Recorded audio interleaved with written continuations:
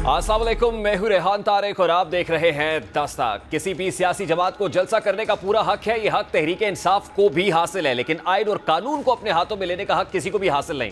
तहरीक इंसाफ ने जलसे में रियासत मुखालिफ बयानिए की आग को मजीद हवा देकर और जलसे के SOPs को नजरअंदाज करके अपने पांव पर खुद कुल्हाड़ी मार ली है और अपनी सियासी गुंजाइश को खुद खत्म किया है। अब जलसे के SOPs की खिलाफ वर्जी पर PTI के रहनुमाओं की आला क़यादत को गिरफ्तार किया जा रहा है। PTI की आला क़यादत लाइन हाजिर है। बैरिस्टर गौहर शेर अफजल मरवत को पार्लियामान के बाहर से गिरफ्तार किया गया, लेकिन अब बैरिस्टर गौहर को रिहा कर दिया गया। फिर इसी तरह शेख वकास अकरम, आमिर डोगर, जैन कुरैशी, शुएब शाहीन को भी पुलिस ने हिरासत में लिया। जराये के मुताबिक असद कैसर और नईम हैदर पंचौता के खिलाफ भी FIRs दर्ज कर ली गई हैं। पुलिस को जरताज गुल की भी तलाश है। अब पार्लियामान के बाहर तहरीक इंसाफ के रहनुमाओं की गिरफ्तारी पर अली मोहम्मद खान ने आज ऐवान में अपने रद्दमल का इजहार किया। जिन्होंने ये गिरफ्तारियां की उन पर आर्टिकल 6 लगना चाहिए। आज मेरा मुकदमा जमहूरियत का है। कल रात जो इस जमहूरियत के साथ हुआ है, जो इस पार्लियामान के साथ हुआ है, जनाब स्पीकर साहब, हम इसराइल में नहीं पाकिस्तान में हैं। वो नकाब पोश कौन थे जो पाकिस्तान के ऐवान में घुस गए और यहां से हमारे लोगों को उठा के ले गए? ये जमहूरियत पे हमला है, ये पाकिस्तान पे हमला है, ये पाकिस्तान के आइन पे हमला है। कल रात जिसने पार्लियामेंट पे धावा बोला है, जहां जहां से ऑर्डर आया है, अगर आर्टिकल 6 लगाना है तो इन पे लगाओ, इन पे लगना चाहिए। आज तहरीक इंसाफ के रहनुमाओं की पार्लियामान में और गिरफ्तारी के मामले पर स्पीकर कौमी असम्बली अयाज सादिक ने IG इस्लामाबाद नासिर रिजवी को फौरी तौर पर तलब किया और IG इस्लामाबाद की सरजरिश भी की। इस मौके पर अयाज सादिक का कहना था कि जिस तरह गुज़श्ता रोज़ पार्लियामान में जो कुछ हुआ इस पर एक्शन लेना है, इस पर खामोश नहीं रहना। 2014 में मैंने खुद FIR कटवाई थी और आज भी उन लोगों के खिलाफ FIRs कटवाऊंगा जिन्होंने ये अयाज सादिक इस बारे में क्या कह रहे थे, जरा वो भी आपको दिखाते हैं। जो कल पार्लियामेंट में अगर हुआ है और अगर वो आए हैं जिस तरह मेरे कुलीग्स बता रहे हैं, हमने उसका भी एक्शन लेना है, के ऊपर खामोश नहीं रहना। 2014 में मैंने खुद FIR कटवाई थी, आज भी अगर कटवानी पड़ी तो यहाँ जो पुलिस का अमला बैठा है, मैं वहाँ पे FIR कटवाऊंगा उन लोगों के नाम जिन लोगों ने इसमें वो किया है। को हमने सीरियसली टेकअप करना है। This is not going to be something so easily taken. इस सारे अमल को पाकिस्तान पीपल्स पार्टी के रहनुमाओं ने भी कंडेम किया है। इस पे नवीद कमर और तालपुर साहब का क्या मौक़िफ़ है, जरा वो भी आपको दिखाते हैं। सीरियस अटैक है on the entire constitution as well as on parliament. Parliament के प्रिसिंक्ट्स पे मेंबर्स को चाहे कोई भी हो, तो ये तो पार्लियामेंट के गेट्स के अंदर घुस के मेंबर्स को अगर गिरफ्तार किया जाए तो फिर बाकी क्या बचा कि यहाँ आएंगे, हाउस में आएंगे। Every member of the house is heard. This is not allowed. तो आप सर इसको take it very seriously. Ali Mohammad Khan और others, this is not allowed. We are representing 25 crore Awam. We are 342 members of this parliament. क्या हमारी ये इज्जत है? This is our respect. I'm sorry, Mr. Speaker, you have to take serious cognizance actions against this. What happened yesterday? अब गुज़श्ता रात जिस वक्त ये सब कुछ हो रहा था, उस वक्त वज़ीर आज़म हाउस में इशाइया जारी था और हुकूमती इत्तेहादी मुदू किए गए थे। तासुर ये है कि पार्लियामान के अंदर होने वाली कानून साजी पर भी हुकूमत बड़ी तेज़ी से अमल पैरा है और नंबर गेम पूरी कर रही है। कोई जो कॉन्स्टिट्यूशनल अमेंडमेंट है वो आ रही है और उसमें जजेस की जो उम्र की बालाई हद रिटायरमेंट की वो बढ़ाई जाएगी। और आज ही बैरिस्टर दानियाल चौधरी ने एक बिल टेबल किया है जो सुप्रीम कोर्ट ऑफ पाकिस्तान में जजेस की तादाद बढ़ाने से मुताल्लिक है, जो मुतल्लिका कमेटी को रेफर भी कर दिया गया है। लेकिन इसी दौरान ही जब पकड़ धकड़ हो रही थी तो चीफ मिनिस्टर KP के अली अमीन गंडापुर कहाँ थे, ये एक मौमा बना हुआ था। समझ नहीं आ रहा था कि अली अमीन गंडापुर कहाँ चले गए, क्योंकि वो पेशावर से निकले, इस्लामाबाद पहुँचे, ख्याल किया गया कि शायद KP हाउस में होंगे, फिर बताया गया नहीं KP हाउस में भी नहीं है, क्योंकि वहाँ पर उनका जो सिक्योरिटी स्टाफ है वो तो था लेकिन वो खुद नहीं थे। उसके बाद उनके अपने ही भाई फैसल अमीन गंडापुर साहब ने कोई सुबह के करीब ये बताया कि अली अमीन गंडापुर पेशावर पहुँच गए और वो किसी ख़ास जगह पर एक ऐसी मीटिंग के अंदर थे कि जिसमें सूबे के अमन व अमान के हवाले से बात हो रही थी। अब उस वक्त से अब तक अली अमीन गंडापुर अभी तक तो जिस वक्त मैं आपसे मुखातिब हूँ खामोश है। इस पर कोई जुम्बिश लब नहीं है कि वो कहाँ थे, क्या कर रहे थे, क्या वाकई अली अमीन गंडापुर ने जो कुछ इस्लामाबाद जलसे के अंदर कहा और जिस लपो लहजे का मुजाहिरा किया, क्या उसी के इम्प्लीकेशंस हैं कि अल्टीमेटली अली अमीन गंडापुर पर यह प्रेशर भी है कि या तो वो अनकंडीशनल अपॉलॉजी करे। उन्होंने विफाक से मुतालिक जो ज़बान इस्तेमाल की, पंजाब से मुतालिक जो इस्तेमाल की, पंजाब की चीफ मिनिस्टर साहिबा को जो कुछ कहा, मिलिट्री इस्टेब्लिशमेंट या फौज से मुतालिक जिस लबो लहजे का इस्तेमाल किया, अली अमीन गंडापुर के इस लबो लहजे के ऊपर यकीनन जो कंसर्न क्वार्टर्स हैं उनको तशवीश भी है और ये प्रेशर भी चीफ मिनिस्टर केपी के ऊपर है कि वो अपने इन अल्फाज को इसके ऊपर अनकंडीशनल अपॉलॉजी चाहिए, गैर मशरूत माफ़ी मांगे इसके ऊपर, क्योंकि ये किसी भी सूरत इसको टॉलरेट नहीं किया जा सकता कि आप इदारों के खिलाफ इस तरह खुल्लम खुल्ला हर्जा सराई करें और इंसाइटमेंट है, लोगों को उकसाए कि वो मुश्तइल हो जाए, इश्ताल पसंदी के ऊपर उतर आए।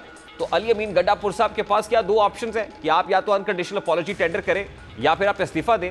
आप इस लायक नहीं है कि आप chief executive of the province रह सकें, क्योंकि एक चीफ एग्जीक्यूटिव इतने जिम्मेदार ओहदे के ऊपर मौजूद शख्स ऐसी हरकत कर रहा है। और फिर ज़राए से मुतालिक ये खबरें भी चल रही है कि पाकिस्तान तहरीक इंसाफ के लोग भी अली अमीन गंडापुर के इस लबो लहजे और इस तकरीर के ऊपर खुश नहीं है कि बहुत गैर ज़रूरी तकरीर थी जो अली अमीन गंडापुर ने इस जलसे में कर दी, और अल्टीमेटली इसी के इम्प्लीकेशंस है कि पूरी पाकिस्तान तहरीक इंसाफ के लिए जो पॉलिटिकल स्पेस पैदा हुई थी 16 महीने गुजारने के बाद, पाकिस्तान तहरीक इंसाफ जब से इमरान खान गिरफ्तार हुए हैं उसके बाद पहली बार इस्लामाबाद में जलसा हुआ, लेकिन उस जलसे के बाद पीटीआई के साथ जो कुछ हो रहा है उसने तो अपनी पॉलिटिकल स्पेस को मजीद स्क्वीज कर लिया है, सुकेड़ लिया है। पाकिस्तान तहरीक इंसाफ के साथ जो कुछ हो रहा है वो बड़ा काउंटर प्रोडक्टिव साबित हुआ है। अब एक तरफ आप ये कह रहे हैं कि आप निकलेंगे और लाहौर में जलसा करेंगे और उसके लिए आपने 21 सितंबर की तारीख दी हुई है।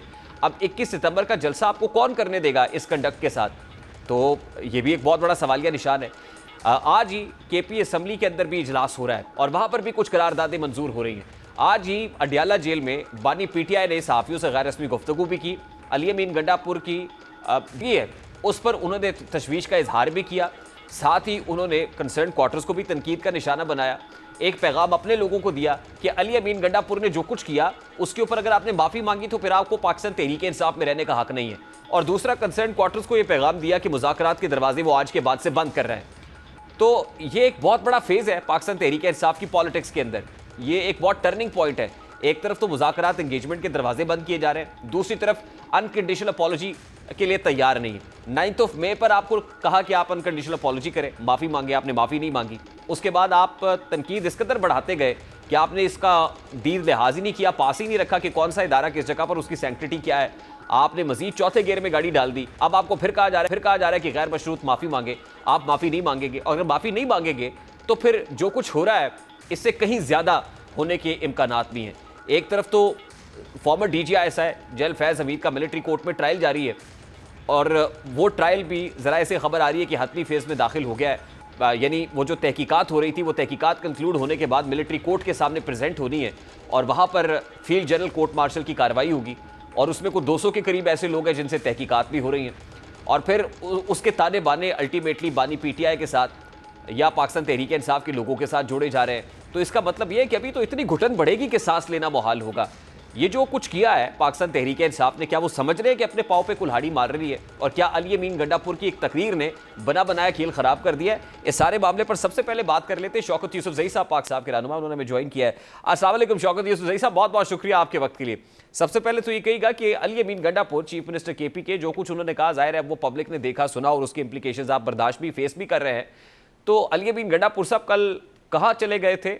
आपके साथ कुछ शेयर किया हो, कोई बात बताई हो कि किससे मिले, क्या बात हुई और क्या ऑप्शंस हैं अब उनके पास?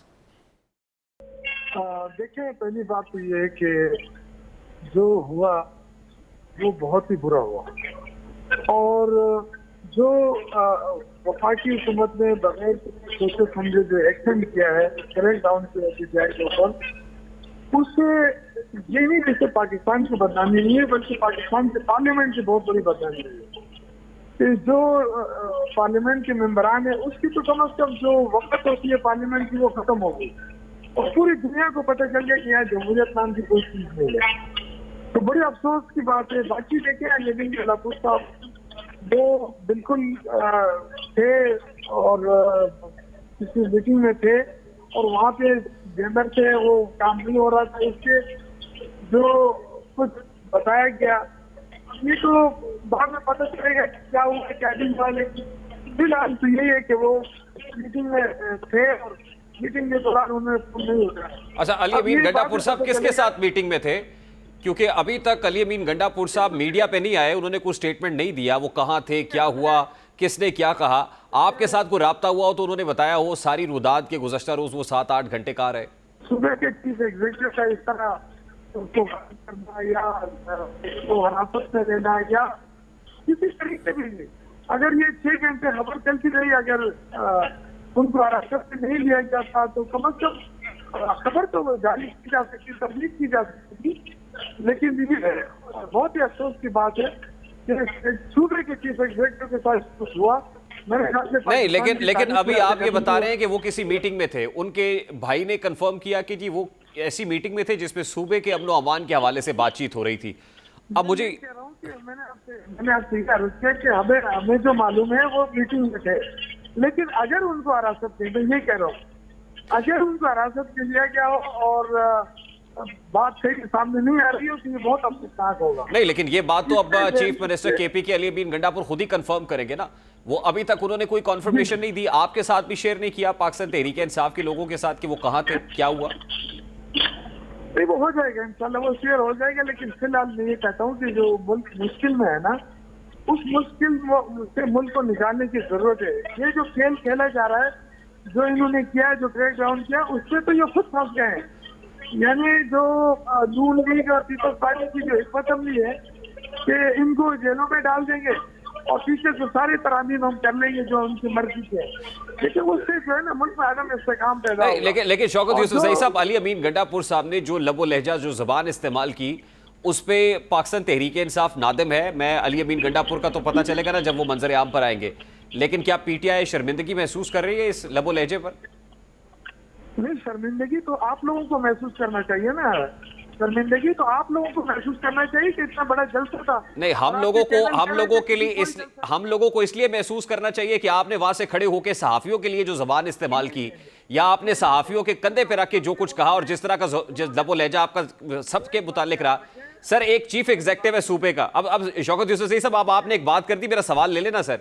देखिए, चीफ एग्जीक्यूटिव है एक सूबे का, वो एक ही सांस के अंदर वफाक के ऊपर, पंजाब के ऊपर, फौज के ऊपर, सहाफियों के ऊपर चढ़ाई कर रहा है। मैं आपकी बात समझ गया हूँ। देखिए, अली अमीन गंडापुर साहब साथियों की इज्जत करते हैं, हम सारे करते हैं। उन्होंने जो बात की उन साथियों के बारे में की जिनको उन्होंने शर्म दिलाई है। वो साथी है बैठ कर कह रहे थे अपने यह ठंडे कमरों में बैठ के कि जलसा तो नाकाम है, जलसा तो है ही नहीं। तो ये तो साथी नहीं हुए ना, वो तो जो जिन लोगों के वो। देखिए यूसुफ ज़ई साहब, आप तनकीद करें, शर्म दिलाई है। देखिए आप तनकीद करें, लेकिन तनकीद का भी कोई पैराया होता है। जो फौज से मुतालिक ज़बान इस्तेमाल की गई, जो एक सूबे की खातून वज़ीर आला के मुतालिक ज़बान इस्तेमाल की गई, जो लबो लहजा इस्तेमाल हुआ, क्या ये जस्टिफाइड था? आप उसकी जस्टिफिकेशन दे रहे हैं कि ये दुरुस्त था? तो इस तरह की तकरीरें होती है जलसों की, और इस तरह मरियम बीबी रोजाना उनकी जरा तकरीरें सुने ना। अगर आपको इतना ही ख्याल है, इसमें आपको जमहूरियत का ख्याल है या एक खातून का ख्याल है, तो आप यास्मीन राशिद के बारे में कुछ कहें ना, जो 76-77 साल बूढ़ी औरत है। आप हमजा के बारे में कहें, यास्मीन राशिद साहिबा के बारे में भी बात करते हैं, आलिया हमजा साहिबा के बारे में बात करते हैं। नहीं, एक मिनट, मरियम वज़ीराना है ना, इससे आप उसके बारे में बड़े फिक्रमंद है। उसको कोई गाली तो नहीं दी है ना अली अमीन ने? देखिए, खवातीन सारी मुकद्दम है। और शौकत यूसुफ ज़ई साहब, आप तो केपीके से हैं सर, खैबर पख्तूनख्वा के लोगों को हमें समझाना पड़ेगा कि खवातीन की इज्जत क्या होती है। आप तो बड़े अच्छे तरीके से समझते हैं। जो पश्तून बेल्ट है हमारी, जो पश्तून भाई हैं, वो तो इस हवाले से जाने जाते हैं कि वो तो खवातीन की बड़ी इज्जत करते हैं। तो ये कहाँ से आ गई ये बातें सर पश्तून लोगों के अंदर और केपीके के लोगों के अंदर? आप मुझे बताएं कि अली अमीन गंडापुर साहब ने कुछ गाली दी है, काफी बात की है ना? तो आप जरा मरियम बीबी की बातें तो सुने ना, वो क्या कहती है। आप मुझे बताएं कि उसके तो बहुत देखें, वो जो लहजा इस्तेमाल कर रही है, ठीक है, वो खातून है, हमारे लिए काबिल एहतराम है, लेकिन वो भी अपने उससे जरा नजरसानी करें कि जो लहजा इस्तेमाल कर रही है वो भी जरा देख लें कि वो और फिर वो सियासत के अंदर है, वो कोई आम खातून नहीं है कि आप उनके बारे में बात नहीं कर सकते। आम और खास खातून की बात नहीं, खातून है, और किसी खातून का नाम किसी जलसे के अंदर, इकट्ठ के अंदर इस अंदाज में लेना और ओए और तू तकार करके बात करना और कहना कि मैं ढोल भी लेके आऊंगा, बारात भी लेके आऊंगा, बाजा भी लेके आऊंगा। I mean what is this all about Shaukat Yusuf? ये नंबर 1। नंबर 2 बात यह है कि मिलिट्री से मुतालिक, फौज से मुतालिक जो कुछ बातें की गई, क्या वो भी जस्टिफाइड है, या उसके ऊपर मैं ये कह रहा हूं कि अली अमीन गंडापुर साहब कोई अनकंडीशनल अपॉलॉजी टेंडर करेंगे? देखें, मेरे ख्याल से ये जलसों की चीज और होती है। जलसों में तकरीरें जो होती है ना, उसको इतना वो नहीं लेना चाहिए कि इसमें ये कहा, इसमें वो कहा। जलसों में तकरीरें हो जाती हैं। ख्वाजा आसद की तकरीर आप चलाएं ना, क्यों नहीं चलाते? जो उसने फौज के बारे में कहा था, क्या कहा था उसने फौज के बारे में, क्या कहा था और सर? इसमें नवाज शरीफ ने क्या कहा था। आप जरा मरियम की तकलीफ भी उठा के तो देखें, जो वो क्या नवाज कहती शरीफ है। ने कहा, नवाज शरीफ को उसके इम्प्लीकेशंस फेस करने पड़े। आज जो आप कह रहे हैं फिर आप भी भुगतने के लिए तैयार है, और जो कुछ हो रहा है आपको नहीं लगता ये उसी के इम्प्लीकेशंस है, ये आफ्टर मैथ है सर? मेरे भाई आप चाहते हैं कि आप फौज के साथ लड़ें, हम तो फौज के साथ नहीं लड़ते हैं, फौज तो हमारी फौज है। हमने कोई नवाज शरीफ की तरह वो नहीं किया है कि वो डिसोन तो नहीं किया अपनी फौज को। अल्हम्दुलिल्लाह हम फौज के साथ हैं, हम फौज की इज्जत करना भी जानते हैं और हमारी फौज है। नवाज शरीफ ने तो बिल्कुल डिसोन करने पे आ गया था, वो तो कह रहा था मुशर्रफ को यहाँ हिंदुस्तान ले जाके जहाज में उतारो, वो काम तो हमने नहीं किया। अल्हम्दुलिल्लाह हम अपने फौज के खिलाफ बात नहीं करते। अच्छा यूसुफ सही साहब, आप बात पता है देखें- क्या है सर? सर देखिए, ये लेट 90s का ज़माना नहीं है, ये 2024 है।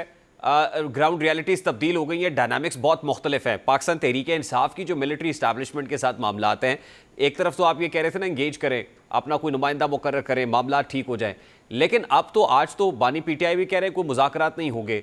अब हम बात किसी से नहीं करेंगे तो फिर करेंगे क्या? मतलब दीवारों में कोई टकरे मारेंगे? यानी आने वाले दिनों में पाकिस्तान तहरीक इंसाफ ने अपनी पॉलिटिकल स्पेस खुद ही स्क्वीज कर ली है। और क्या ये बात दुरुस्त है कि पाकिस्तान तहरीक इंसाफ के लोग अली अमीन गंडापुर की इस तकरीर से बहुत नाराज है कि जो ज़बान उन्होंने इस्तेमाल की वो ना करते तो आज ये ना होता जो हमें देखना पड़ रहा है? वो आप उससे पूछ लें, लेकिन मैं ये समझता हूँ कि जलसों में ऐसी जबानें इस्तेमाल होती है, इनसे सब जबानें इस्तेमाल हुई हैं। अली अमीन गंडापुर ने किसी को गाली नहीं की है, यहाँ पे जलसों में लोगों ने गालियाँ तक की हैं। यहाँ पे मरियम की तस्वीरें आप देख लें, वो जो इमरान खान के बारे में जो कुछ कहती रही है, तो वो भी आप देख लें कि हम उसके भी जाते हैं, हमने कभी जातियात के ऊपर नहीं जाए, और ना हमें जाना चाहिए। हमें जलसे से आपने इस हुकूमत को मारना था, उस जलसे ने तो हुकूमत को मजीद मजबूत कर दिया है। पाकिस्तान तहरीक इंसाफ के पार्लियामेंटेरियंस अंदर हैं, पीछे से अगर कोई लेजिस्लेशन हो जाती है, कॉन्स्टिट्यूशनल अमेंडमेंट हो जाती है, अपनी मर्जी का वो काम भी करा लेंगे। तो इस जलसे ने तो हुकूमत को मजीद मजबूत कर दिया है। कमजोर क्या करना था, वो तो पहले से ज्यादा ताकतवर नजर आ रहे हैं। शौकत यूसुफजई साहब जी, ये आपके नजदीक ताकतवर होगी, लेकिन आवाम के नजदीक जीरो है। ये अगर पाकिस्तान में जमहूरियत होती तो आज इनको घर जाना पड़ता, क्योंकि एक पार्लियामेंट रह गई थी, उसकी भी इन्होंने बेतौकीरी कर दी। जब पार्लियामेंट के अंदर आप पुलिस उठा के लोगों को हिरासत में लेते हैं, तो फिर उसके बाद क्या रहेगा? मैं आपकी इस बात से इत्तफाक करता हूं कि जो हुआ पार्लियामान के अंदर ये बड़ा अनजस्टिफाइड था, ऐसा नहीं होना चाहिए था। लेकिन मैं आपको एक मिसाल देना चाहूंगा। आपको याद होगा पार्लियामेंट लॉजेस के अंदर जमीयत उलमा इस्लाम फे के लोगों पर जब क्रैकडाउन किया था पाकिस्तान तहरीक इंसाफ की हुकूमत ने, तो वो भी जस्टिफाइड नहीं था। ज़ाहिर ऑपोजिशन में तो आपको मोरालिटीज़ याद आती हैं, लेकिन जब आप हुकूमत में होते हैं तो उस वक्त आप भी भूल जाते हैं। लेकिन अगर आप दो गलतियों को मिला के अगर आप कहें कि जी एक गलती को मैं सुधार लेता हूँ, तो वो नहीं सुधरती। अगर आप समझते हैं कि हमने गलती की थी, तो ये जरूरी है कि ये गलती करें, है ना? अच्छा शौकत यूसुफजई साहब, लास्टली मुझे बताएं कि 22 सितंबर को लाहौर में जलसा कर रहे हैं?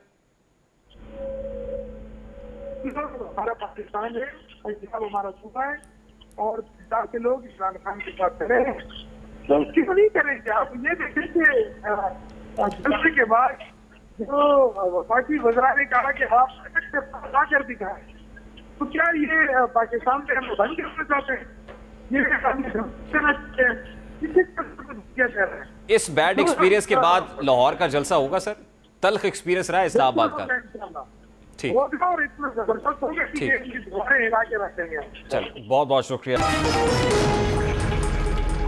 आपसे कुछ देर पहले पाकिस्तान तहरीक इंसाफ के चेयरमैन बैरिस्टर गौहर को थाना संजानी के मुकदमे से डिस्चार्ज कर दिया गया है। ये बैरिस्टर गौहर की रिहाई के फौरी बाद गुफ्तगू है, वो जुडिशल पैकेज का जिक्र कर रहे हैं। जजेस की मुद्दत मुलाजमत में एक्सटेंशन के कानून को लाने के लिए हुकूमत नंबर गेम पूरी कर रही है, और लग रहा है कि नंबर गेम हुकूमत की राह में एक बड़ी रुकावट है, लेकिन हुकूमत ये दावा कर रही है कि उसने ये रुकावट अबूर कर ली है। यानी हुकूमत ने इस आम कानून साजी के लिए कौमी असम्बली और सेनेट में नंबर्स पूरे कर लिए, और मीडिया रिपोर्ट्स के मुताबिक हुकूमती इत्तेहादी जमातों ने चीफ जस्टिस ऑफ पाकिस्तान के ओहदे की मियाद 3 साल करने और अपोजिशन की जानिब से लाहक खतरात का मुकाबला करने के लिए मुजव्वज़ा कानून साजी पर गौर व फिक्र के लिए ऐवान सदर और वज़ीर आज़म के दफ्तर में मुलाकातें की। सदर आसिफ जरदारी की जानिब से तलब किया गया कि इजलास ऐवान सदर में हुआ, जबकि शहबाज शरीफ ने वज़ीर आज़म ऑफिस में इजलास की सदारत की, जिसमें इत्तेहादियों को एतमाद में लेने के साथ साथ साबिक इत्तेहादी जमात जमीयत उलमा इस्लाम फे को आईनी तरमीम के लिए पार्लियामान के दोनों ऐवानों में 2/3 अक्सरियत को यकीनी बनाने के लिए मनाने की कोशिश हो गई है।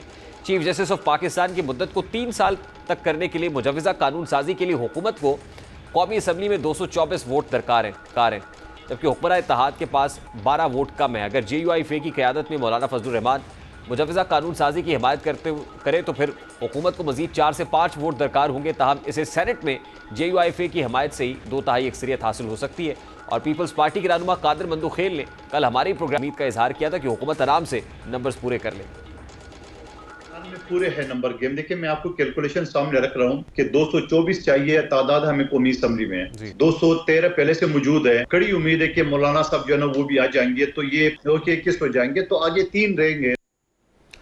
अब ये सिलसिला तो शुरू हो गया है। पार्लियामान में आज ही बैरिस्टर दानियाल चौधरी ने एक बिल पेश किया जिसमें सुप्रीम कोर्ट ऑफ पाकिस्तान के जजेस की तादाद बढ़ाने से मुतालिक बात हुई है और फिर इस बिल को मुतलका कमेटी को रेफर भी कर दिया गया है। तो दानियाल चौधरी ने जो बिल पेश किया, जरा उस दौरान के मनाजिर आपके सामने रखता हूँ। I wish to move that the leave to introduce a bill further to amend the Supreme Court Number of Judges Act 1997, the Supreme Court Number of Judges Amendment Bill 2024. Now I put the motion to the House. The question is that the leave to introduce a bill further to amend the Supreme Court Number of Judges Act 1997, the Supreme Court Number of Judges Amendment Bill 2024 be granted. All those in favor may say aye. All those against may say no. I think the ayes have it, and the leave to introduce the bill is granted. चीख रहा था, आप नहीं सुन रहे थे। ये बड़ा अहम वो है, आपने कमेटी को भेजा, ये गलत है। There is no quorum. जी, quorum is pointed out, count be made. अब महमूद खान अचकज़ई साहब ने कोरम भी पॉइंट आउट किया, लेकिन कोरम की निशानदेही पर कोरम पूरा निकला। अता तारड़ साहब ने इस दौरान कहा कि इस नौयत का बिल पहले भी आया और सेनेट में मुतलका कमेटी को भेजा गया, इसको भी कमेटी को रेफर कर दिया जाए। तो अता तारड़ साहब ने इस पर क्या कहा, जरा वो भी आपको दिखाते हैं। सेनेट में आ चुका, सेनेट में भी सिर्फ इसको कमेटी को रेफर कर दिया गया था। तो हम समझते हैं कि ऑनरेबल मेंबर जो हैं दानियाल चौधरी साहब, इन्होंने जो बिल यहाँ पे इंट्रोड्यूस करवाया है, we have no objection if it can be referred to the concerned committee. और इस बिल में सर स्पीडी जस्टिस के हवाले से, पेंडेंसी ऑफ केसेस के हवाले से बहुत सारे मामला जो हैं वो इसके अंदर डाले गए हैं। तो ये कमेटी इसको सर कंसर्न्ड कमेटी इसको देख ले, तो हमें कोई इतराज नहीं। इस वक्त पाकिस्तान पीपल्स पार्टी के रहनुमा हसन मुर्तज़ा साहब हमारे साथ मौजूद है। अस्सलाम वालेकुम हसन मुर्तज़ा साहब, बहुत बहुत शुक्रिया आपके वक्त के लिए। हसन मुर्तज़ा साहब, सबसे पहले तो गुज़श्ता रात जो कुछ पार्लियामान में हुआ, पार्लियामान की शमए गुल करके जो एक क्रैकडाउन पार्लियामेंटेरियंस के ऊपर हुआ, पीपल्स पार्टी का इस पे क्या उसूली मौक़िफ़ है? क्या ये जस्टिफाइड है? देखें, ये जो सारी चीज़ें हैं वो अपनी जगह, लेकिन उससे सबसे पहले तो ये चीज़ है कि पार्लियामान जो है वो एक सुप्रीम इदारा है और इस पार्लियामेंट की इज्जत और तौकीर के लिए और इसकी सुपरमेसी के लिए पाकिस्तान पीपल्स पार्टी की एक बहुत बड़ी जद्दोजहद है। उसमें शहादतें भी हैं, उसमें कोड़े भी हैं, उसमें किले भी हैं। तो मैं नहीं समझता कि पार्लियामान को बेतौकीर करने की किसी को भी इजाज़त है। हाँ, अगर आप समझते हैं कोई क्रिमिनल है या कोई ऐसा एक्ट किसी ने किया है जो इस मुल्क के खिलाफ है, जो जमहूरियत के खिलाफ है, तो उसके लिए उनके बाहर आने का इंतजार किया जाए और उनको। सर, वैसे आप ये समझते होंगे कि क्रिमिनल्स होंगे? मैं नहीं समझता कि नेशनल असेंबली में कोई भी क्रिमिनल होगा। जो मेंबरान कौमी असम्बली हैं, जो हल्फ वफादारी लेके उस हल्फ की पासदारी के साथ खड़े हुए, वो क्रिमिनल्स नहीं हो सकते एटलीस्ट नेशनल असेंबली के। ये अवाम के मुंतखब नुमाइंदे हैं। फिर मेरी बात आप समझे ही नहीं है। मैं कह रहा हूँ कि अगर कोई इस तरह का मतलूबा शख्स वहां पे मौजूद है या कोई आप समझते हैं किसी ने जुर्म किया है, तो उसने पार्लियामान से बाहर नहीं आना, उसको पार्लियामान से बाहर उसको गिरफ्तार किया जाए, उसके खिलाफ कानूनी कार्रवाई की जाए। और मेरे कहने का ये मतलब है, तो सर कोई भी शख्स कस्टोडियन ऑफ द हाउस की इजाजत के बगैर ये कैसे कर सकता है? और जाहिर है custodian of the house speaker national assembly है, हुकूमती नुमाइंदे हैं। नहीं कर सकता, ना ही करना चाहिए, ना ही हमारा आईन और कानून इस चीज की इजाजत देता है। लेकिन जब दूसरों का मौक़िफ़ सुना जाता है तो उस पे भी हमें बिल्कुल इस तरह नहीं होना चाहिए कि हम ये समझें कि एक तरफ से गलत हो रहा है, लेकिन ये भी बिल्कुल दुरुस्त नहीं है कि एक गलत को ठीक करने के लिए दूसरा गलत किया जाए। ये भी दुरुस्त नहीं है। लेकिन दोनों तरफ से मैं समझ रहा हूँ कि जो चीजें हो रही हैं वो कोई बेहतरी की तरफ ले जाने के लिए नहीं हो रही, वो हमें मजीद जो है वो बंद गली की तरफ लेके जा रही हैं।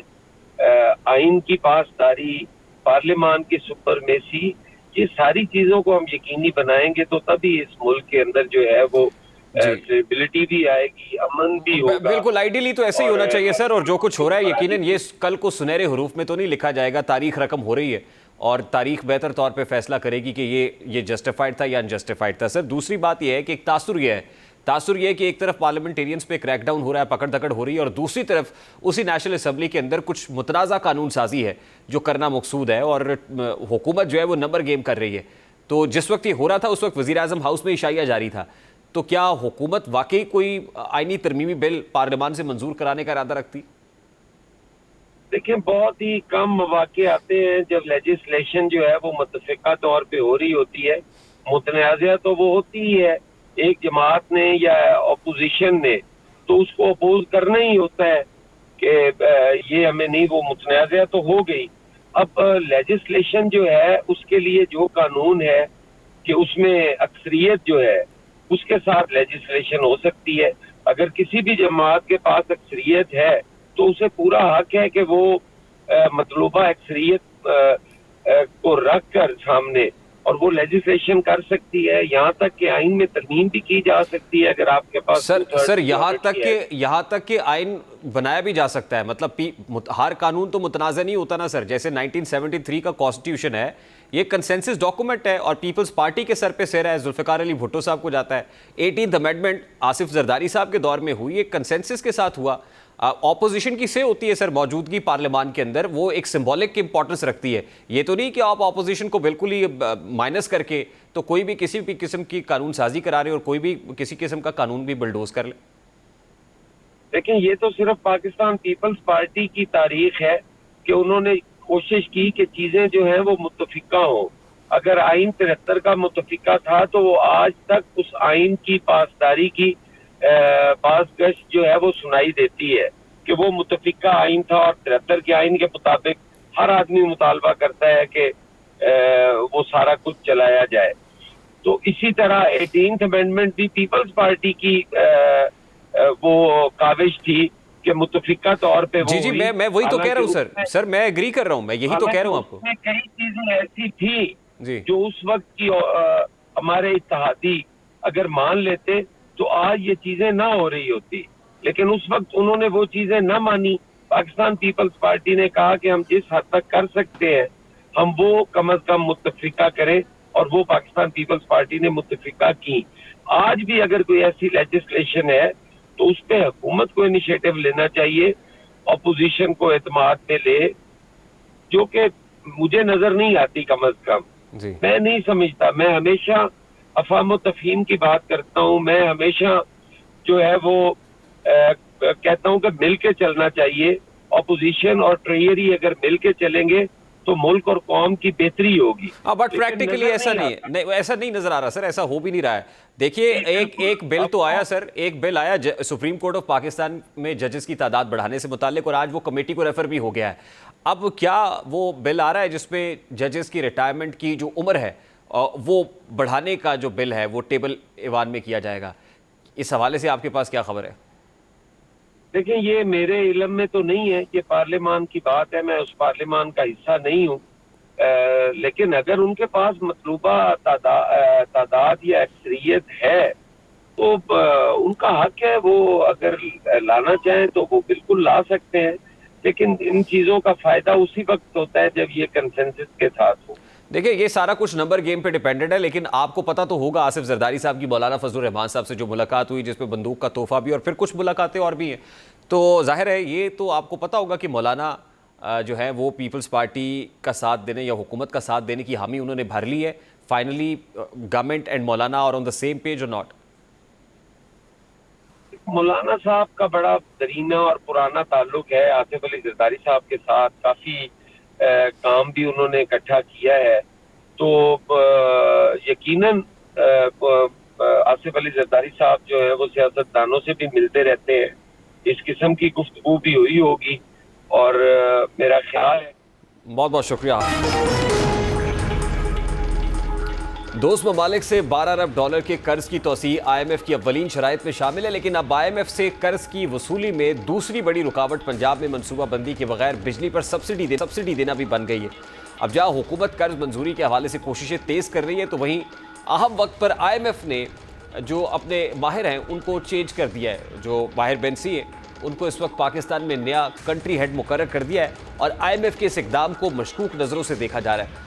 गुज़श्ता 2 प्रोग्राम्स के दौरान IMF की जानिब से जो करंट अकाउंट डेफिसिट है उसके मुतालिक गलत मफरूज़े कायम करने के इकदाम और इन गलत मफरूज़ों को दुरुस्त करने के लिए पाकिस्तान को नए एक्सटर्नल कर्ज़ों पर मजबूर करने के इकदाम पर नायब वज़ीर आज़म इसहाक डार समेत कई अफराद आलमी इदारे के मकासद पर सवालात उठाने पर मजबूर हो गए। इसहाक डार ने अभी हाल ही में लंदन में अपने एक बयान में कहा कि PDM हुकूमत के दौर में IMF ने पाकिस्तान को कर्ज देने में ताखीरी हरबे आजमाए क्योंकि IMF हमें डिफ़ॉल्ट करना चाहता था। अब हुकूमत फिर इसी खर्चे का इजहार कर रही है। अब ज़ाहिर है मुल्की मईशत कर्ज़ों की मईशत है जिसको चलाने के लिए मज़ीद कर्ज़ों की ज़रूरत पड़ती है और यही वजह है कि IMF को आखिरी उम्मीद का जो कर्ज दहिंदा है वो समझा जा रहा है, यानी लास्ट लैंडिंग रिजॉर्ट IMF है। लेकिन इसने पाकिस्तान के लिए कर्ज मंजूरी से कबल $2 अरब कर्ज लेने की शर्त आयद कर दी है। इस शर्त ने पाकिस्तानी हुकूमत को तारीख के सबसे महंगे कर्जे लेने पर मजबूर किया। IMF के पाकिस्तान में किरदार और इसके प्रोग्राम्स के डिज़ाइन के हवाले से हुकूमती हलकों में तशवीश बढ़ती चली जा रही है। तमाम हलकों की जानिब से कड़ी तनकीद के बावजूद IMF ने पाकिस्तान को मजबूर किया कि वो FBR के गैर हकीकी 13 ट्रिलियन रुपए के टारगेट को कबूल करे।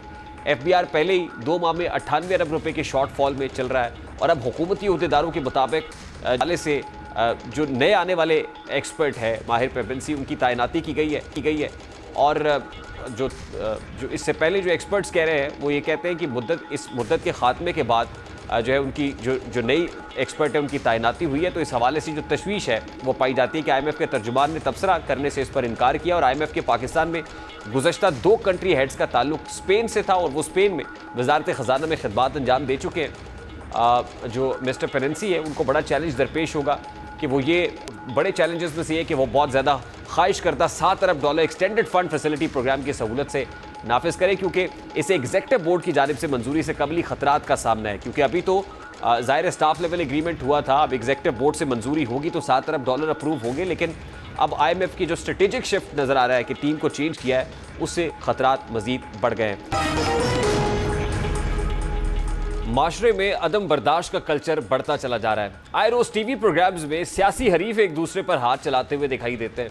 सेनेटर अफनान और शेर अफजल मरवत एक TV शो में एक दूसरे पर मुक्के और फिर लातों का इस्तेमाल करते दिखाई दिए। फिर इससे पहले फिरदौस आशिक अवान ने पीपल्स पार्टी के रहनुमा कादिर मंदुखेल को प्रोग्राम के दौरान थप्पड़ रसीद किया और अब तर्जुमान वज़ीर आला पंजाब कौसर काज़मी और अज़हर सिद्दीक़ के दरमियान तल्ख़ कलामी बढ़ी और इस हद तक बढ़ गई कि कौसर काज़मी ने अज़हर सिद्दीक़ के मुँह पर थप्पड़ रसीद कर दिया।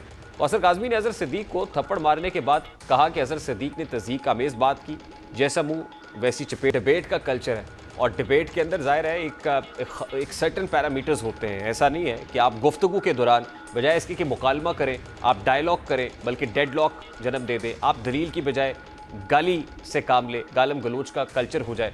अब ऐसा नहीं है कि कल्चर की जगह जो है वो लुच्चरपन ले ले। अगर ऐसा होगा तो यकीनन जो सोशल फैब्रिक है वो बड़ा डिस्टर्ब होगा। जमहूरियत में तो बड़ा दिल करना पड़ता है। इख्तलाफ राय जमहूरियत का हुस्न है, तो इख्तलाफ राय करने की, इख्तलाफ राय को सुनने की गुंजाइश भी पैदा करनी चाहिए, बर्दाश्त भी पैदा करनी चाहिए। अगर इख्तलाफ राय को बर्दाश्त ना किया जाए और मुखालिफिन की दलील को ना सुना जाए तो फिर ऐसे माशरे में जमहूरियत नाम की हो सकती है, हकीकी जमहूरियत ना तो वहाँ हो सकती है और ना ही पनप और फल फूल सकती है। प्रोग्राम के वक्त अपने इख्तिताम को पहुँचे, आपसे मुलाकात होगी इंशाअल्लाह कल। अपना रखिए ख्याल। अल्लाह हाफ़िज़।